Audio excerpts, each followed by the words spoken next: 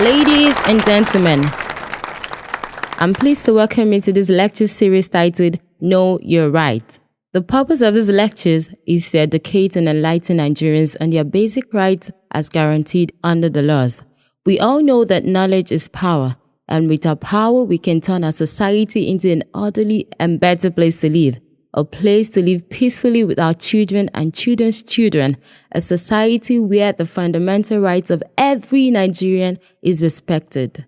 In this various lecture series, we shall be talking about the several aspects of your rights as guaranteed under the law. This will include what the law says about your rights as a tenant. Once you know your rights, nobody can deal anyhow with you. And if you are a landlord, what are your rights as a landlord under the law? If you're an employee working in the private or public sector, what are these rights and entitlements which the law has guaranteed you as an employee? Do you also know that you have some fundamental rights under the Nigerian Constitution which nobody is allowed to trample upon? Do you know that you are entitled to a public apology and monetary compensation if your fundamental human rights have been breached? These are the things we shall talk about in our lecture titled Know Your Fundamental Human Rights under the Nigerian Constitution. Again, if you have a police case, what are your rights? Are the police allowed to detain and torture their suspects? Are they allowed to force you to make confessional statements or sign an undertaking? When and how can the police search your home and seize your properties? These and many more are the topics contained in our lectures titled Know Your Rights Against the Police and in the Courts in Criminal Matters. We also have a lecture series where we shall teach you about your civil rights against other people.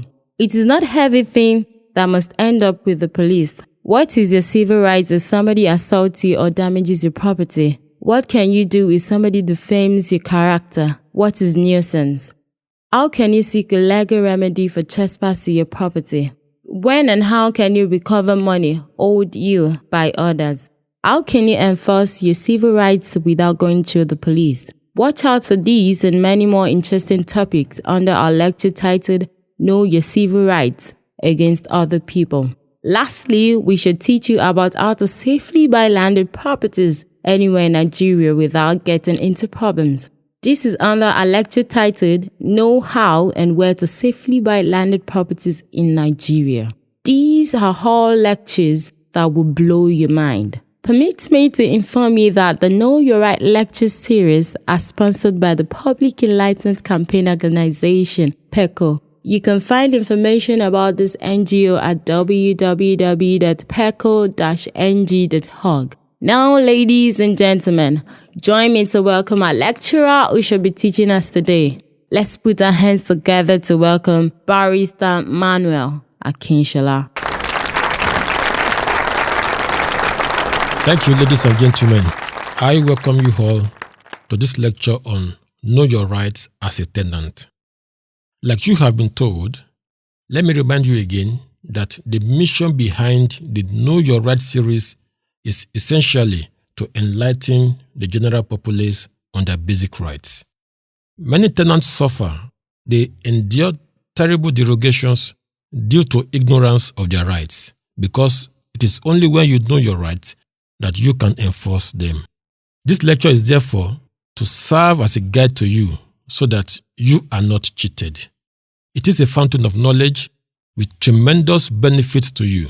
Once you listen to these lectures or you read any of our books, you are bound to become enlightened, and you will be forced to listen over and over again so that you can apply the principles to your daily life.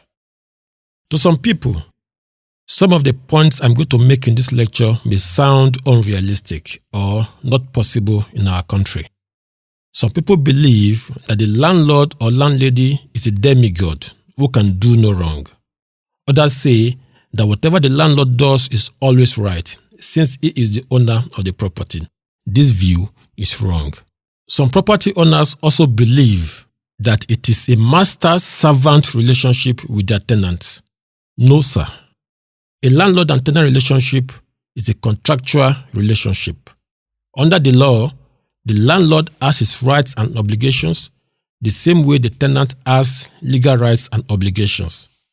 A landlord cannot trample over the tenant's rights just because he owns the property. If you visit our courts, you will find that every day, tenants go to court to enforce their rights against their landlords and the caretakers, and judgments are given in their favor once they can prove their cases. So, I encourage you not to join the group of people who claim that it is not possible to enforce your right as a tenant. Madam, Oga, it is possible. The only caution here is to advise that you must apply wisdom in enforcing these rights. Remember that we live in a society which wrongly believes that once you go to court, you have declared a war. And once you try to enforce your rights, people call you different names. They call you extremist, they call you Tuno, they call you Oversabi, and all other names. But you know in your heart that these are your rights and that you are entitled to enforce them. No one, and I repeat, no one has the right to deny you of your rights. I will only advise you to enforce your rights with wisdom. Finally, please note that this lecture is not for you to listen to it just once and then forget it. No, you are bound to keep making references to it every day. This is because I have dealt with issues that affect your everyday life as a tenant. This lecture will therefore serve as your daily guide, guiding you on your relationship with your landlord, with your co-tenants, with your neighbors, and etc. So, I advise you to keep your copy of this lecture CD jealously. Do not give it out, or else it won't be returned to you. In this lecture series of Know Your Right as a Tenant, we shall discuss the following important issues. Number 1, search. That is, searching for the right apartment to let. I will talk about how to search for the apartment of your choice, about the role of the estate agent, and about how to identify a fake estate agent. I shall discuss other issues like inspection, that is, your right to inspect the apartment you want to let, the things to look out for when you are inspecting the apartment, and very, very importantly, I shall talk about the 15 cardinal points of inspection. The 15 cardinal points of inspection. Number 2, I shall discuss about the payment of rent, how and when to pay your rent, your right under the law to be given a rent receipt, and then about tenancy agreement and the need for you to be at alert before you sign a tenancy agreement. Further on tenancy agreement, I shall tell you the 10 most important clauses to look out for in your tenancy agreement before you sign it. Number 3, the third issue, we'll talk about your right to basic amenities like power and water supply, like good toilet and bathroom, good ventilation, and etc. This is where I shall tell you what should be the basic amenities of your apartment, whether you live in a room, a flat, a duplex, or a house. This will enable you to know whether your apartment is standard or not. Then I shall talk about whether your landlord is entitled to disconnect your power or water supply, and whether the landlord is entitled to lock up your door, the gates, bathroom or toilet, etc. Then lastly, I will talk about your legal obligations as a tenant to your landlord and your landlord's legal obligations to you as his tenant. Under this topic too, I will talk about your right to privacy and your right to peaceable enjoyment of your apartment. Here, I will touch on an interesting topic of night vigils and loud prayer sessions in residential apartments. The number 4 issue is rent. Here we shall talk about the issue of rent again, but this time around in more details. I know this is a very important topic which you will be anxious to listen to.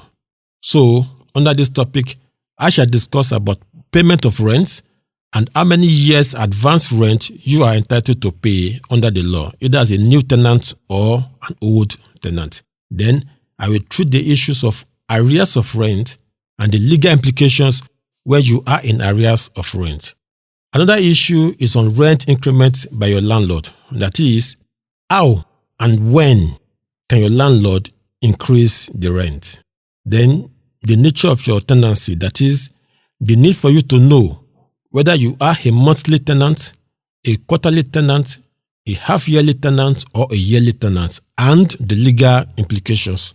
Then again, we shall talk about renovations carried out by you as a tenant. That is, what is your right when you spend money to renovate or repair your apartment or to develop or construct it, and etc. Number 5 issue is on quit notice. This also is a very important topic. Here, I will let you know when and how your landlord can serve you a quit notice and what is your right when your landlord serves you a quit notice. Are you still entitled to pay rent after you are served with the quit notice? When the quit notice expires, what step is your landlord entitled to take? These and many more questions shall be answered, and then I shall inform you about the only legal and acceptable ways to eject a tenant. Number 6, here I shall talk about forceful or unlawful ejection of tenants and about threats, harassment, and intimidation of a tenant. What are those things that your landlord can do to you that the law will regard as harassment and intimidation against you? In particular, I shall alert you about the most common methods landlords employ to unlawfully eject their tenants, and I will educate you on your right to claim damages if your landlord trespasses against you or against your property. Number 7, which is the final issue, we shall talk about court issues. That is, how and when your landlord can take you to court. How and when you must be served with the court summons. What to say and do in the court. How to defend yourself. And how to reach amicable settlement with your landlord. And here too, I shall tell you about the 15 very important things you do as a tenant which can make your landlord eject you. At this stage, let me quickly inform you that we cannot discuss all these topics in one volume. You know that an audio CD can only take about 70 minutes of lectures. Therefore, we shall divide these lectures into volumes 1, 2, 3, and volume 4. So, to be completely educated on your right as a tenant, I advise you to get all the 4 volumes, and you won't regret doing so. In discussing the 7 topics I just mentioned, let me inform you that the same principles apply to every category of tenants, whether you occupy a room, a flat, a duplex, or a house. And it is the same basic principles that apply to both residential, commercial, industrial, religious, and business premises with some little variations. But in this lecture, we shall focus more on residential properties. Again, please note that the general principles of your right as a tenant, which I'm going to discuss in these lectures, are basically the same all over Nigeria. The differences lie only in the law and the way it is applied.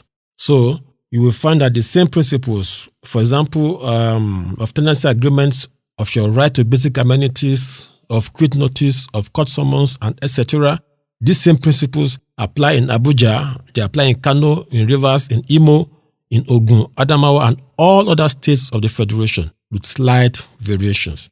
Therefore, whether you are a tenant in Lagos or Bauchi State, it is the same criminal offense for a landlord to break and enter the tenant's apartment unlawfully. If a landlord in Abia State forcefully ejects his tenant or cut his power or water supply or removes the roof or the doors or the windows of the tenant, he may be liable to pay the tenant damages for trespass. That is just the same way a Lagos landlord will be liable. Again, if a landlord in Kano harasses his tenant or forcefully throws out his properties without a court order, he will be liable just as a landlord in Edo State.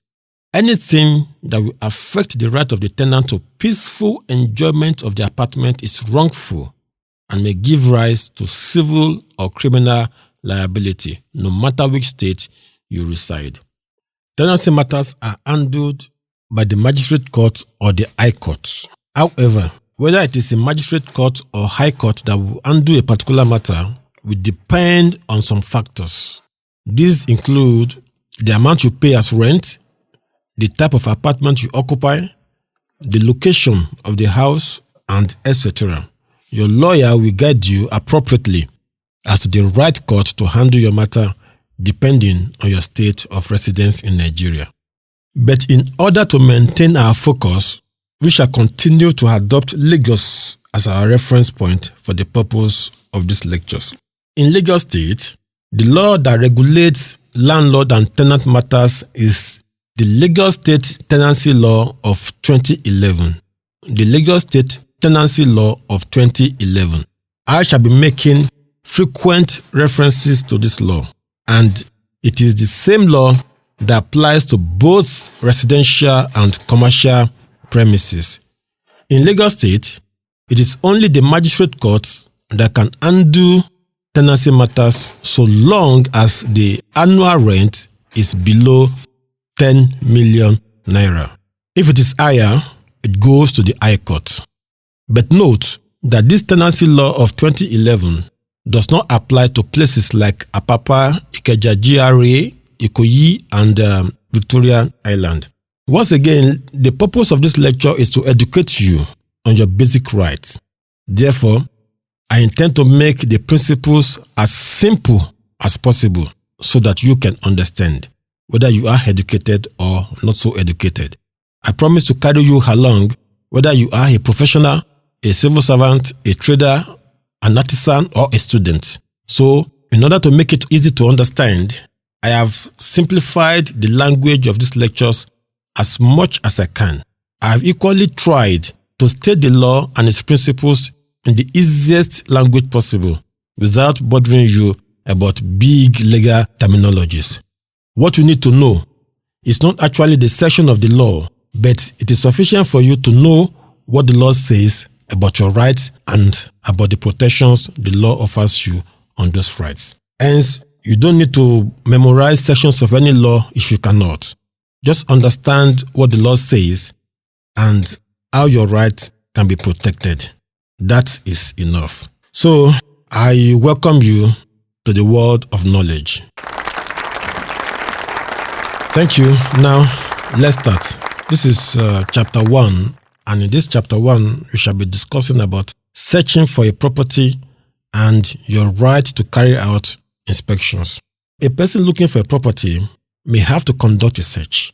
Your search normally entails looking around for the type of properties you need in the area you desire. The usual practice, however, is to engage an estate agent to assist you to look for the property of your choice. The estate agents are the people trained specially to do this kind of job because most people are not able to conduct these searches because of the stress and time involved or because of the demands of their daily job. But due to the economic depression all over, there has been an influx of people with dubious characters into the practice of estate agency. Nowadays, we see different kinds of billboards and adverts in passages, in corridors, on trees, on bridges, on poles, everywhere, all telling you to let a room, a flat, or a duplex, which in the real sense do not exist. Most of these so-called estate agents only try to induce you to pay what they normally call registration fees or inspection fees or commitment fees ranging between 500 to 2,000 naira, and then they ask you to fill a form. It is after parting with your money that you now discover that the apartment that was advertised does not exist at all. Some tenants pay these registration fees as many as 20 times to 20 different agents before they realize the truth. Even when the apartment exists, some agents will never disclose to you that they do not have the direct instructions to the property. All they want is just to induce you to pay the so-called registration fees. And then they take you to meet another agent who may also insist that you have to pay his own registration fees. But the truth in all of this is that no credible estate agent will ask you to pay any money under any guise until the apartment of your choice has been found. Normally, the worst expense you will incur is the transport fares for you and the agent in the course of conducting inspections. In some cases too, some fake estate agents dupe prospective tenants by collecting rent from them on behalf of imaginary landlords for non-existent apartments. They convince their victims that they have the authority to act on behalf of the landlord. After payment, they start telling you different stories on why you cannot be allowed to move in yet. Some of them will show you a property still under construction or not yet completed. They will then ask you to make a deposit or pay for the apartment with the assurance that the money you paid will be spent in completing the apartment. After payment, the agent may disappear or he may start telling you stories. This can go on for a considerable length of time until you finally discover that you have been duped. In some cases, the agent may have collected money from 2 or more people with the same assurance, all with the intent to defraud them. What is your right if an agent collects money from you but fails to give you the accommodation? I will tell you. Under the law, this is wrong. So, the first legal action available to you is to lodge a complaint with the police for money obtained by false pretenses, that is, under Section 419 of the Criminal Code, and for stealing. The estate agent may then be invited or arrested by the police and asked to refund your money. Where he cannot refund, he is charged to court. Note, however, that the mere fact that the dubious agent is charged to court for committing a crime is not a guarantee that you will recover your money. This is because even if he is found guilty, he may only be sent to jail or ordered to pay fines, which goes into the government purse and not to you. Where does that leave you? And with the slow pace of our judicial system with numerous adjournments, come today, come tomorrow, you may find yourself frustrated to abandon the case in the long run. Therefore, if the amount involved is substantial, you are advised to contact your lawyer to file a civil action in the court for the return of the money obtained, as well as to claim interest up to when the total sum is paid.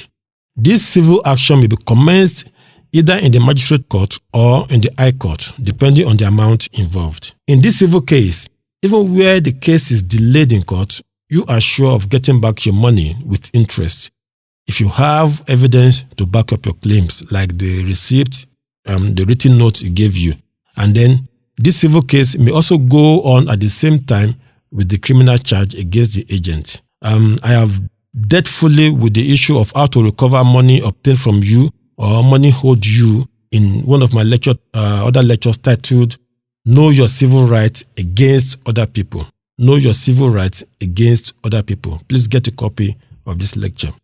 In some unfortunate cases, however, these fake agents disappear after collecting money from unsuspecting tenants. Some other people call themselves developers, and they show you a real building under construction, which is being handled by them. These developers usually have the authority and the consent of the property owners to redevelop a particular property and let it out to prospective tenants. But even before completing the building, some of these so-called developers collect rent from 2 or more people in respect of the same apartment and then disappear, leaving the tenants to sort themselves out. If you find yourself in this situation, the best option for you is to immediately contact a lawyer. But let me just inform you that under the law, the landlord is bound by the action of the developer or the agent, so long as he is the one that gave them the authority to develop the property and let it out. It does not matter that the developer or agent has run away. If he cannot be found, then the tenant is entitled to sue the landlord for the return of the money paid to the agent or developer. It does not also matter that the landlord was not aware of the transaction or did not even get any share from the money. All that is important is that the landlord gave the agent the authority to act on his behalf. Once this is confirmed, the landlord is the principal and he is liable for the actions of his agent. This is the law. People say prevention is better than cure. I also concur. So, it's better for you not to deal with a fake estate agent than to start looking for remedies after you have fallen victim. But how do you identify a fake estate agent? I must confess that there are no hard and fast rules on how to identify a fake agent. Neither will a fake agent put it on a signboard that he is fake. But let me tell you about the 8 common signs that will warn you if the person you are dealing with is probably fake or a dupe. Number 1, no fixed address. A fake estate agent will probably not have a fixed address in order to easily escape in times of trouble. Please confirm if your agent indeed has an office or is just managing with another person. Confirm if he is well known in that office. When he doesn't expect and without advance notice, please visit the office and ask of him. Number 2, if he has an office, check out the facilities and equipment in the office and check out if they are worth the amount you want to pay as rent. Be sure that it is not the type of office that can be easily abandoned or evacuated.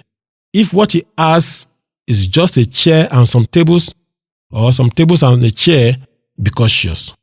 Try to confirm also if he has just rented the office or whether he has been using it before and for how long. Number 3, be careful if the agent has no receipt or letterhead or business card or any other official document indicating that he indeed is an estate agent or which will link him with his office address.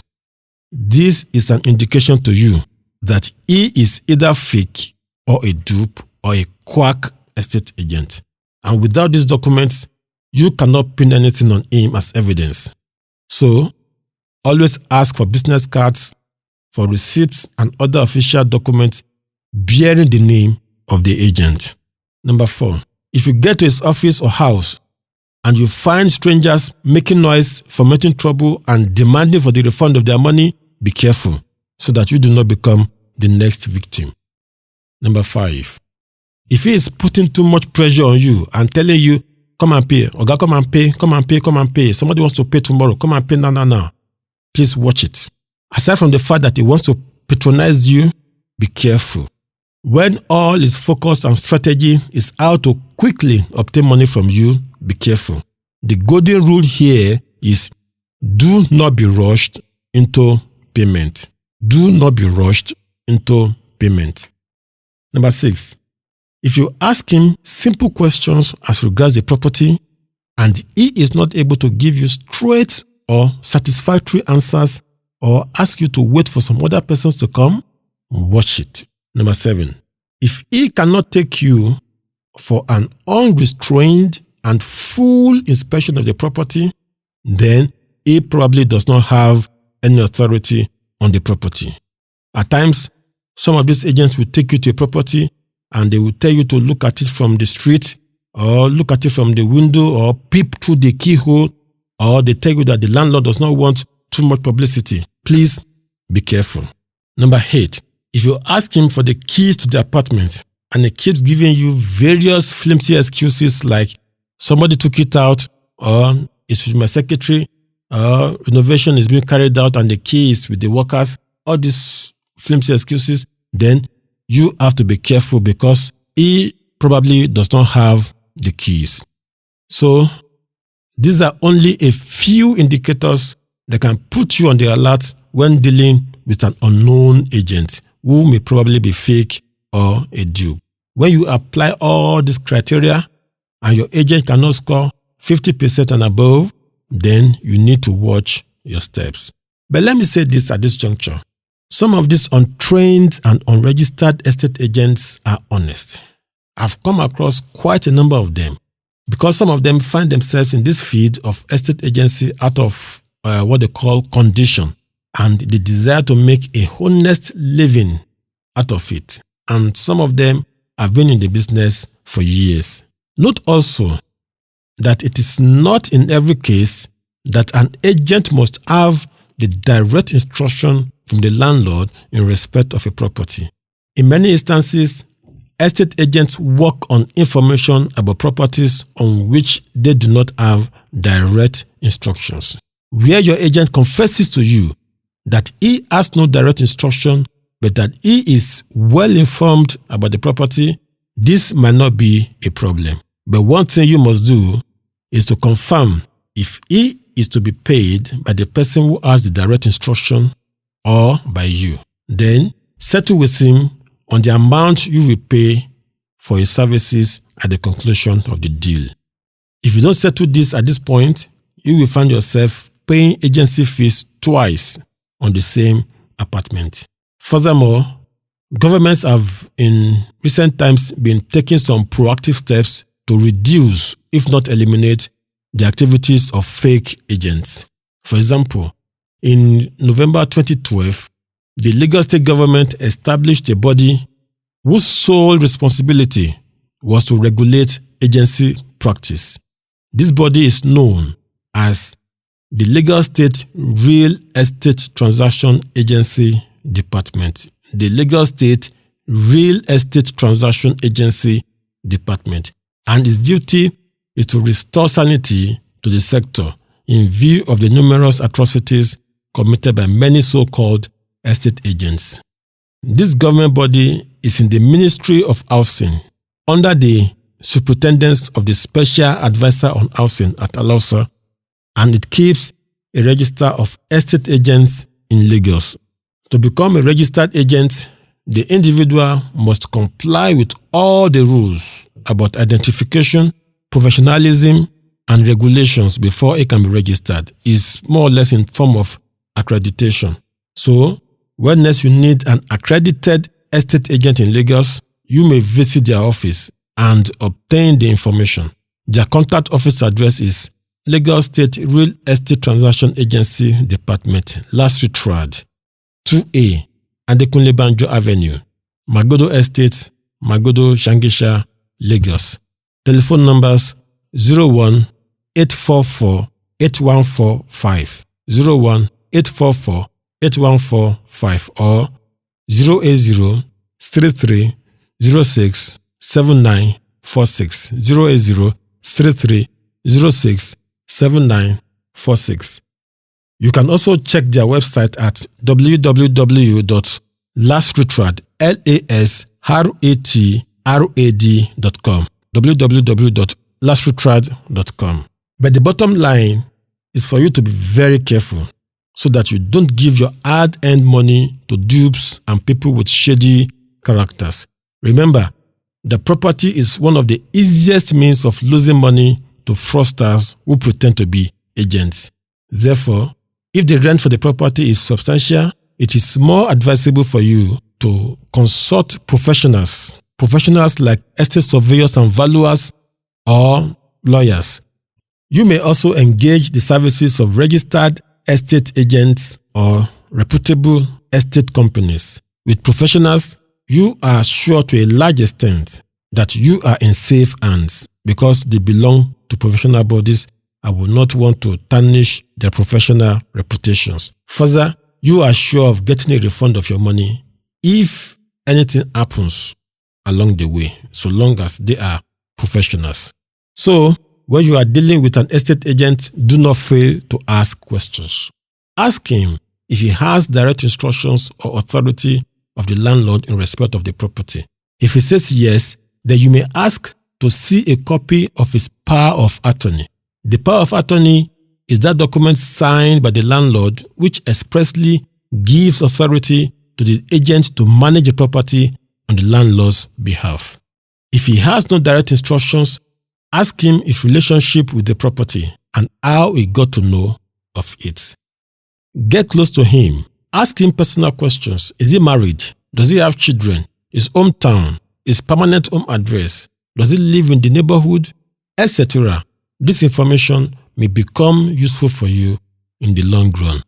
Ask him the same questions twice or thrice at intervals, pretending to have forgotten that you have asked the same questions before. Then compare his answers to check if there are irreconcilable contradictions. Ask as many questions as you can. Then let him do most of the talking, not you.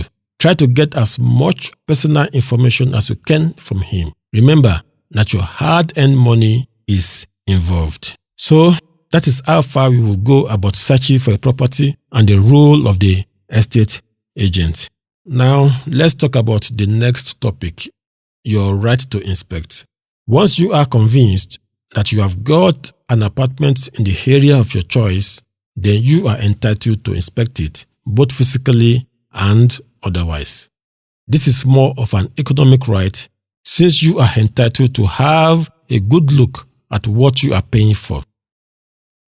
There are some landlords or agents who will not allow prospective tenants to conduct satisfactory inspections, especially for tenement buildings. Some other tenants are themselves too desperate for accommodation to conduct inspections. Once they are told of any vacant apartment, the next thing is to come down with money for the apartment on the spot, and they pay for the apartment right there. Some even inspect after payment, and some people make payment for accommodation which they have not inspected at all. In the long run, they start complaining about some inadequacies in the apartment. Your right to inspect is important. Don't make the mistake of telling your agent, I will deposit money with you. Please just get me a good apartment. No, don't do that. Do not ask your agent to conduct inspections on your behalf, because your tastes may differ, and what may be okay for your agent may not be okay for you. Create the time to inspect, even if it means taking time off from your place of work or your business. All you need to do is to write down all your preferences as far as the apartment is concerned. That is, the type of apartment you need, the location you want, and your budget. Give this information to your agent and tell him to contact you only if he gets an apartment that meets your requirements. With this, you do not have to keep inspecting just any property at all that comes to your agent, and your time will not be unnecessarily wasted.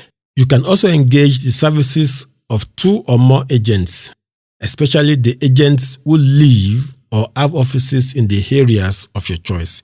This will broaden your chances of getting your choice apartment within the shortest possible period. Now, when you are inspecting a property, what are the things to look out for? I have compiled a list of what I call the 15 cardinal points of inspection. 15 cardinal points of inspection. So, when you are inspecting, please take note of the 15 important points as follows. Number 1, the structure. In these days of building collapse in different parts of the country involving loss of lives and properties, one cannot be too careful as regards the structural soundness of the property you want to let or the one you live in. So, you are advised to have a good look at the whole building and not just your apartment. Go around the building, look out for cracks, for gaps, for wet or weakened walls. Is the house sinking? Please check. Check the property itself. Is it a new or old building? Is there any indication that the original structure was converted maybe from a bungalow to a 2-story building, or without adequate reinforcements? Are the walls peeling off? Check the decking. Did it vibrate under your feet? These are very important points to note as far as the structure of the property is concerned. Number 2, look at the roof. The roof, is it leaking? The easiest way to detect this is if there are brown patches on the ceiling boards, then you know the roof is leaking. Number 3, space. Does the house have good toilet and bathrooms and kitchens? Are the rooms spacious enough? If it's a flat, does it have a store? Are the spaces enough to accommodate your belongings? Check the balcony and verandas. If it's a room, check how many tenants share a kitchen and the toilet. If it's a commercial premises, check if the space is enough for your need. Number 4, ventilation. Does the apartment and the house itself have good ventilation for fresh air? Especially for residential premises, check out the space between your apartment and the fence wall or the next building. Is it sufficient?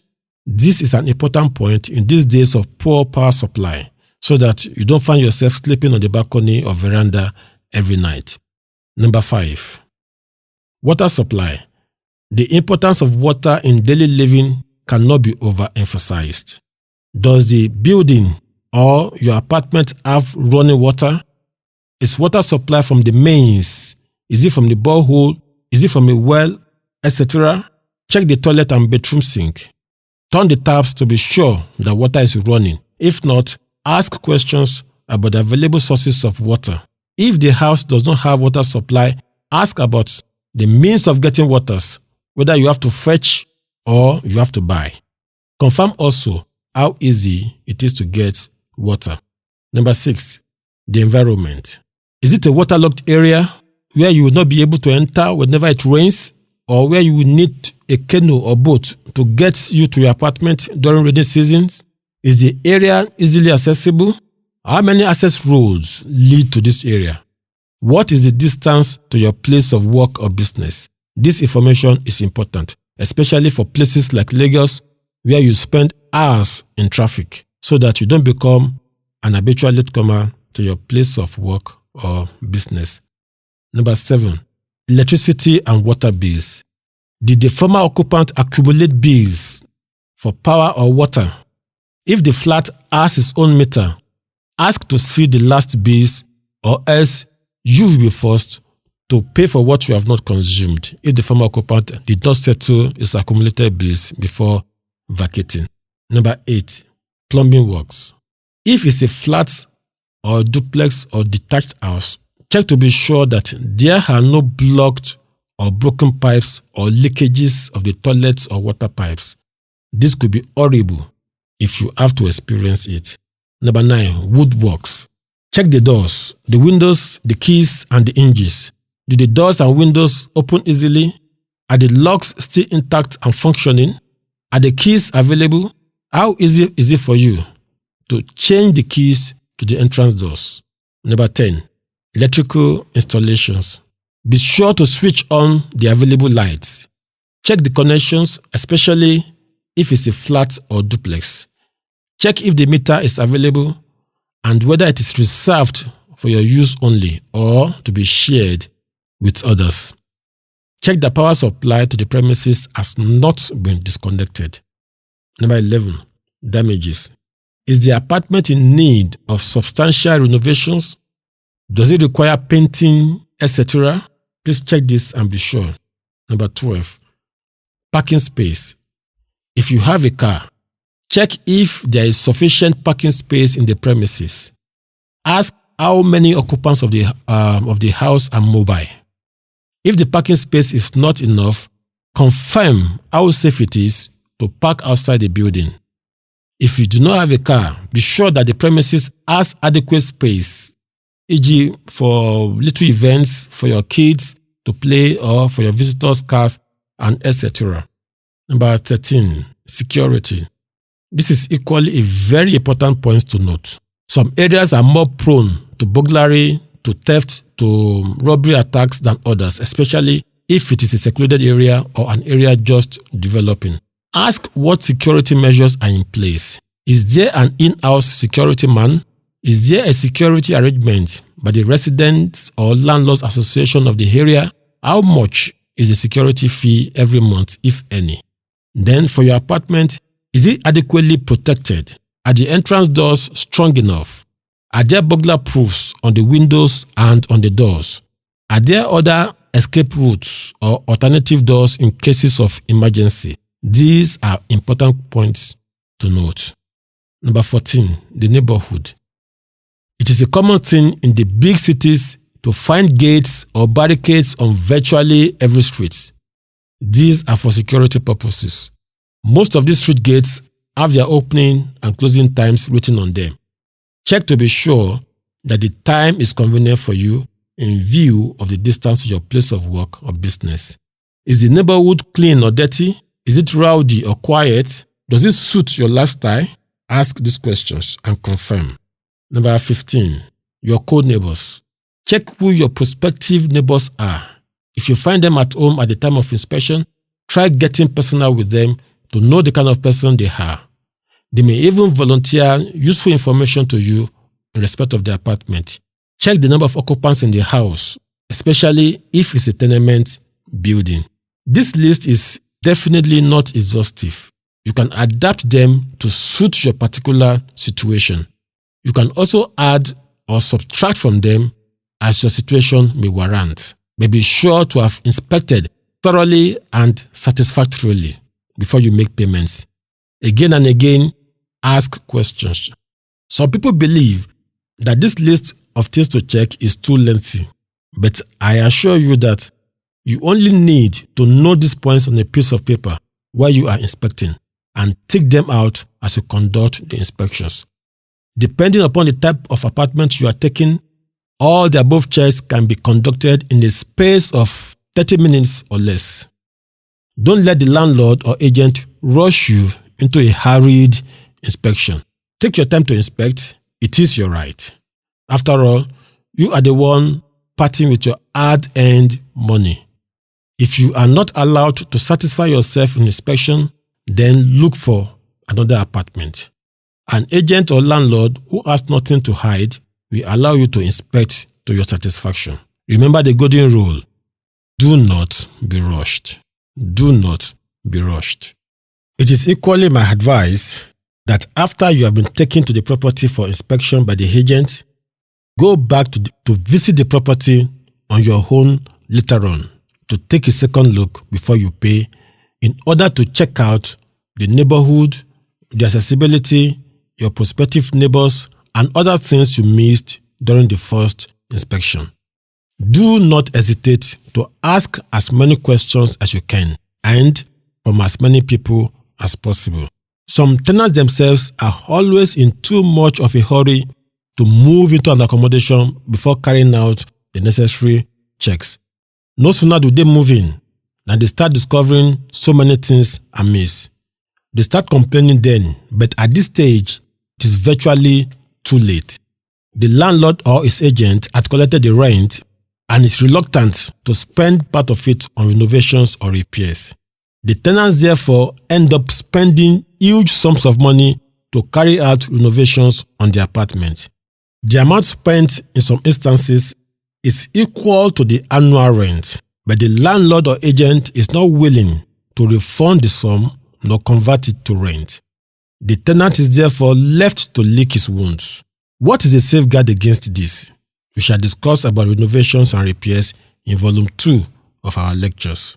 Let me end this chapter by stating very clearly that there is virtually no perfect apartment.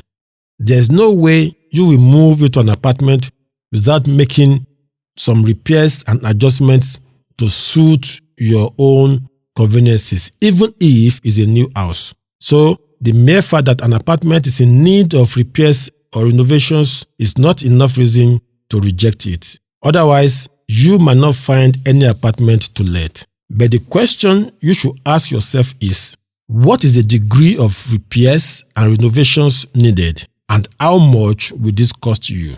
If the repairs or renovations are not substantial and the cost not too much, then I advise you to go ahead insofar as you find the apartment suitable for you. But if the repairs or renovations are substantial and you still desire to let the apartment, your best bet is to compile a list of the desired renovations, discuss and negotiate with your landlord or agent on these repairs, and conclude on who will bear the cost of these renovations. If the landlord or agent is undertaking the renovations, confirm how long it will take them to finish this. In some cases, the landlord or tenant may agree to share the cost of renovations equally or at some ratios. In some cases too, you are required to pay or make some deposit of the rent before the repairs can be commenced. It is not unusual. In some other instances, you are asked to carry out the renovations while the amount spent will be refunded later on or converted to rent. The most important point is to make sure that these issues are settled before you pay.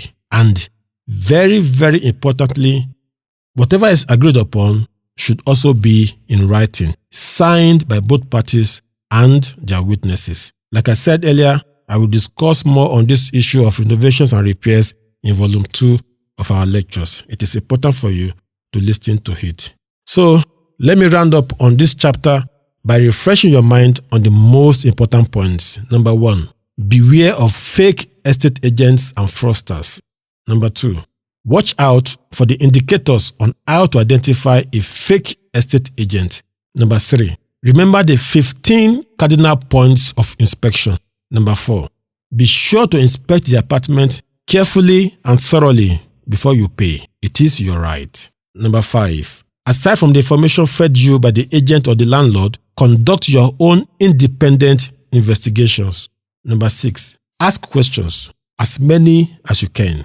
Number 7, settle all issues regarding repairs or renovations before you pay. Number 8, always remember the golden rule. Do not be rushed.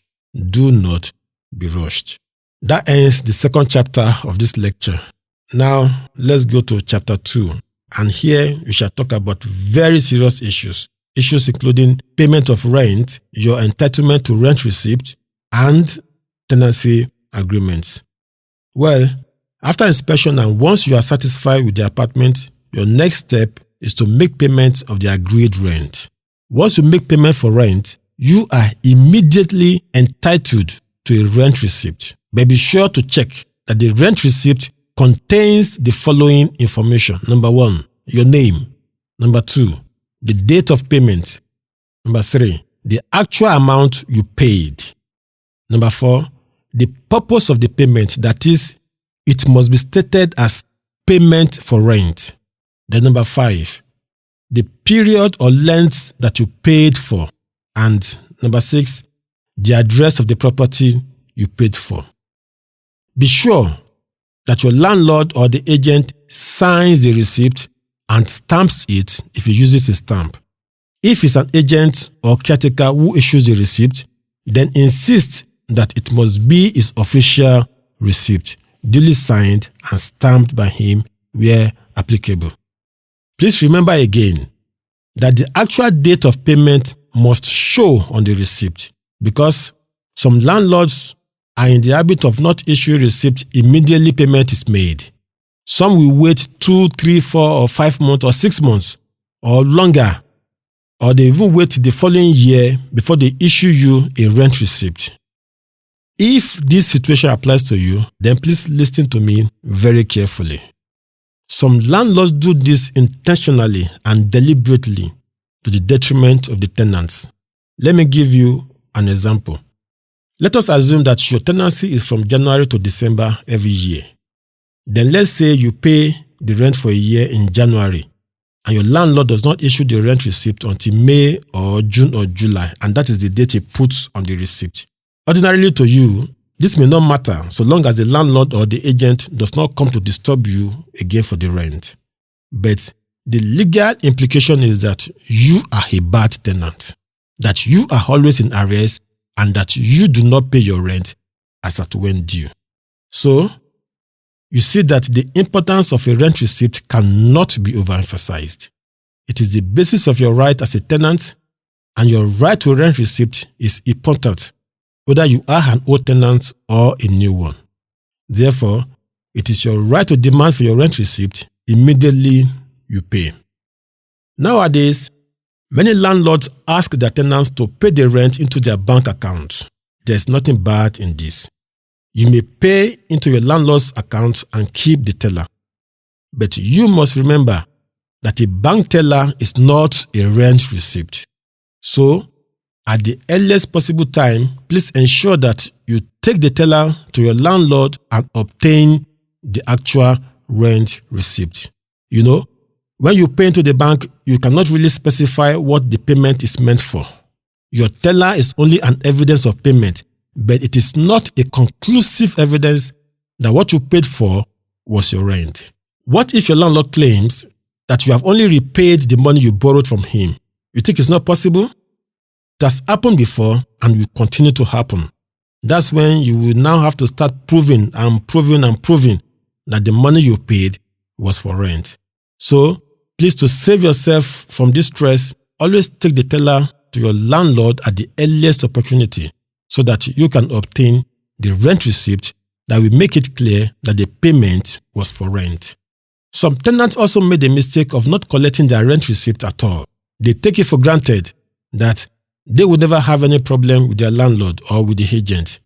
But be informed that the failure to produce this important document simply means that you have not paid, since the rent receipt is the only incontestable evidence of payment of rent. Of course, you can prove by oral evidence, but you know that oral evidence of payment is not easy to prove. Some people ridicule themselves in court when asked for their rent receipt, and they answered that their landlords were not in the habit of issuing receipt. If he does not issue you receipt after payment and without justifiable excuse, then insist on it because it is your right. If he still refuses, then contact your lawyer to make a formal demand for it. Don't make yourself vulnerable. The same landlord may turn around tomorrow and claim that you have not paid your rent for the past 5 years, and you will only open your mouth in shock and surprise. Let me inform you, however, that the Lagos State Tenancy Law of 2011 has gone a step further on this issue of rent receipt. The law has made it compulsory, and I mean compulsory, that all landlords must issue rent receipts in favor of their tenants once any rent is paid. The rent receipt must contain the 6 information I mentioned earlier, in addition to the names and addresses of the landlord and the tenant. Moreover, the law has now made it a criminal offense for any landlord not to issue a rent receipt that contains the above information. If the landlord is convicted, he is liable to a fine of 100,000 naira only. 100,000 naira only, so says the law. Aside from receipt for rent, you are also entitled to receipt for any other payment made by you. Therefore, if you paid security or caution deposits or for service charge in the premises, then your landlord or the agent must issue you a separate receipt for those payments. In addition to this, the Lagos State Tenancy Law of 2011 has stipulated that your landlord or agent must give you a written account, and I repeat, a written account every 6 months to show how the money you paid as service charge is being spent. This is the law. And let me briefly clarify this point. I have witnessed a situation where the tenant demanded that the landlord must account to him how the rent collected from him was spent. This is wrong. What the law says is that he must give you a written account of how the service charge was spent and not the rent. Please don't get this mixed up.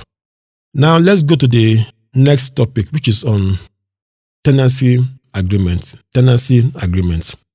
It is advisable for you as a tenant, especially when you are just moving into a new apartment, to demand for a tenancy agreement which will clearly spell out the relationship between you and your landlord and the rules and regulations governing that relationship. The landlord-tenant relationship, like I've said before, is a contractual relationship. It is a contract. The tenancy agreement is the contract paper binding you and the landlord, and it is the guide of that relationship. Since it is a written document, it is more difficult to deny, unlike an oral agreement. You must, however, make sure that your landlord signs his own portion, because if he does not sign, then you cannot enforce it against him. The normal procedure is for you to sign, endorsed by a witness, while the landlord signs along with his own witness. Before signing, you are entitled to request for the draft copy of the tenancy agreement for you to study it beforehand. In that instance, you are advised to consult your lawyer on the tenancy agreement and let him advise you appropriately on this before you sign. This is because the tenancy agreement may contain certain clauses which to you are ordinary, they are harmless, but in the real sense, they are not in your best interest. Do not hesitate to ask questions on any area of the tenancy agreement which you do not understand. It is your right. In studying the tenancy agreement, take particular notice of those covenants. We call them covenants. That is to say, conditions or clauses which bind you. Now, I will list out the 10 most important clauses which you should look out for when going through your tenancy agreement. They are very important, and I strongly advise you to check them out before you sign the tenancy agreement. These 10 most important clauses are as follows. Number 1, the date of commencement and expiration of your tenancy. Number 2, the amount payable as rent. Number 3, the type of apartment and the address. Number 4, the payment of rent or levies or other charges, that is, when and how they are to be paid.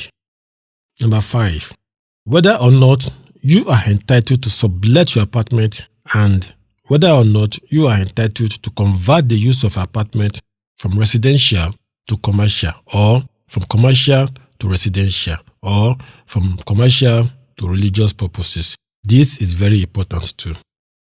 Number 6, the time of opening and locking the entrance gates or doors, if applicable. Number 7, the landlord's right to increase the rent and when and how the rent can be increased. Number 8, whether the tenancy is renewable after the first term. Number 9, how many months quit notice must the landlord give you if he wants to eject you?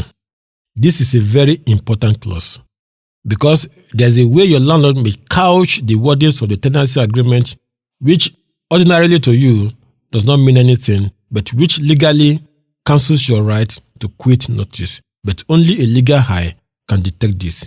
I will talk more about this in volume 3 of our lectures under the topic quit notice. Then number 10, your basic right of enjoyment of your tenancy. Let me inform you that this number 10 may not always be included in the tenancy agreement. Under the law, however, you are entitled to basic rights of enjoyment of your tenancy, like your right to privacy, your right to quiet enjoyment of your apartment, and the security of your tenancy. So, it doesn't matter whether these are included in the tenancy agreement or not. Under the law, they are presumed. But what you should look out for in the tenancy agreement is any clause that seeks to abridge or prevent you from enjoying this right, or that says you have waived this right. For example, if a tenancy agreement says that the landlord or his agent can enter into your apartment any time of the day or night without telling you in advance, this is not acceptable. But like I pointed out earlier, it is better to consult your lawyer to peruse the tenancy agreement for you so he can detect which provisions are to your detriment. Now, after the signing of the tenancy agreement by you, your landlord and the witnesses, you are immediately entitled to be given a copy of the agreement for your keep. The landlord or agent is equally entitled to a copy of it, and after paying the necessary stamp duties on it, the tenancy agreement becomes a legally admissible document. Ensure you keep your copy of the agreement in a safe place. If the agent or caretaker wants to sign the tenancy agreement on your landlord's behalf, insist on seeing the power of attorney which authorized him to sign such documents on behalf of the landlord. Because the power of attorney, as I've said before, is the document which authorizes an agent to represent the landlord in such matters. And where the agent claims that he has such a power of attorney, please check the document to be sure that it is still current, it is still valid, it is still authentic, and it is duly signed. The landlord or property owners must have signed the power of attorney given the agent. Please take note of this important point also. If the property is jointly owned by 2 or more persons and they have just one agent, be sure that all the joint owners signed the power of attorney given the agent. If one owner is acting on behalf of the other owners, be sure to demand for the authority upon which he is acting for the others. It could be in form of a document, a family receipt, or confirmation from the others. This is to safeguard you from a situation where you pay money to an individual or an agent, and the other joint owners deny knowledge of it or refuse to consent to the transaction. In such a situation, you may lose your money or be forced to pay further sums to these other joint owners. So, please beware. The final point on tenancy agreement is for you to note that the contents and provisions of the agreement are to be observed. The Lagos State Tenancy Law 2011 has made this very clear. And this point of law is the same all over the Federation. If you breach any condition contained in the tenancy agreement which you have signed with your landlord, then you are liable to be ejected from the property. It does not matter that your rent has not expired. The landlord is entitled to serve you a quit notice because of the breach of agreement.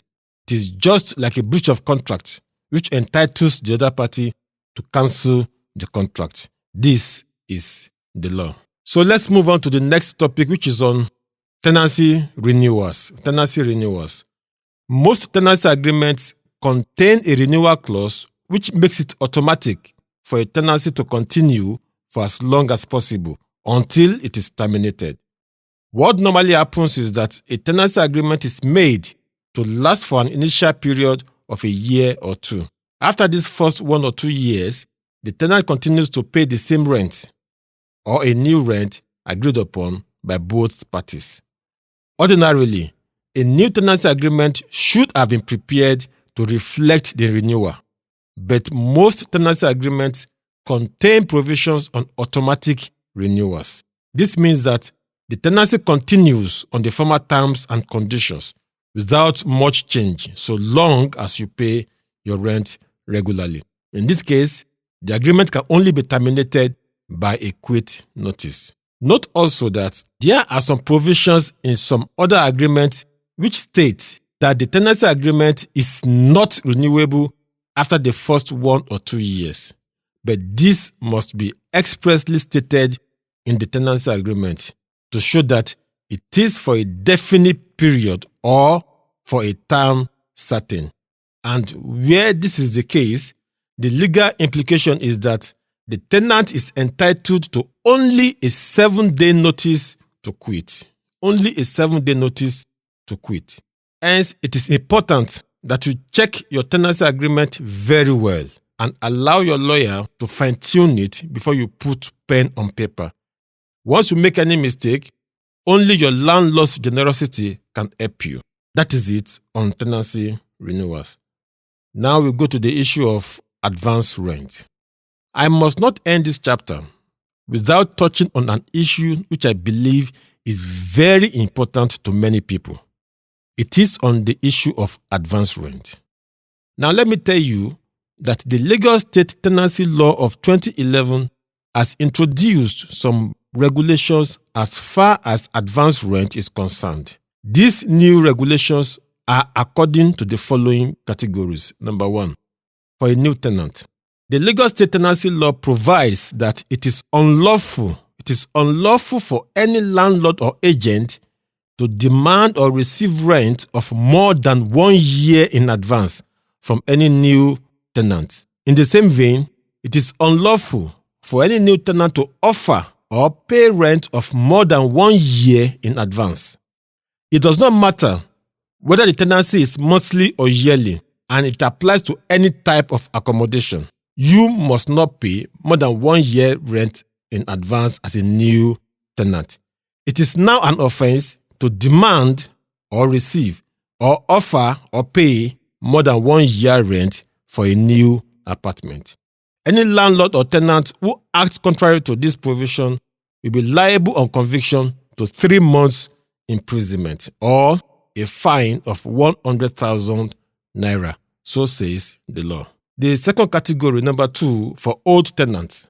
The Lagos State Tenancy Law divides old tenants into 2 categories, that is, monthly tenants and yearly tenants.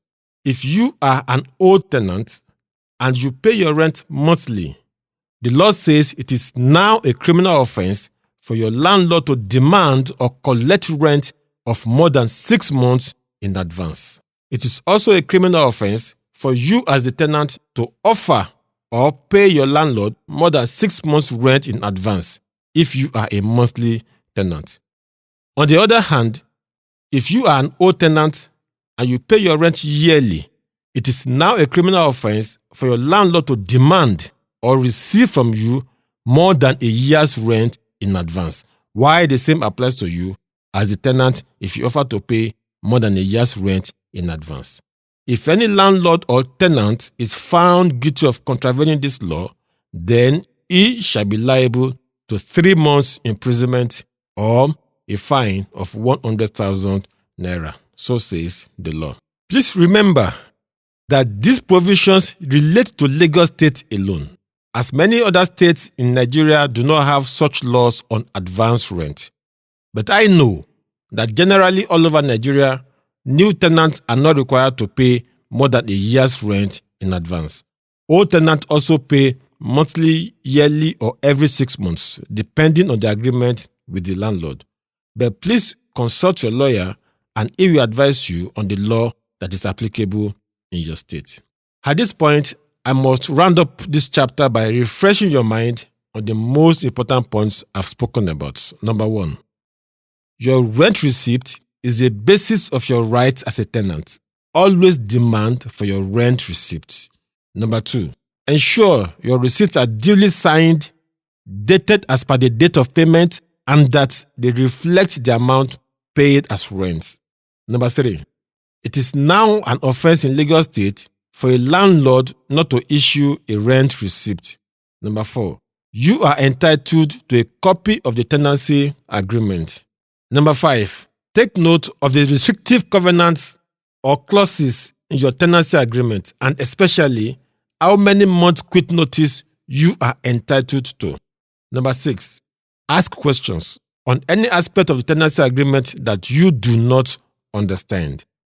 Number 7, you cannot pay more than a year's rent in advance as a new tenant in Lagos State. Number 8, also in Lagos State, an old monthly tenant cannot pay more than 6 months' rent in advance, while an old yearly tenant cannot pay more than a year's rent in advance.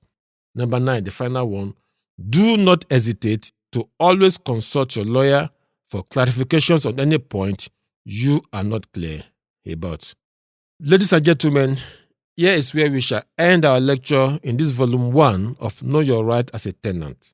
But in volume 2, we shall discuss topics like your right to basic amenities. That is, what are those basic amenities that your apartment must have for it to be regarded as standard?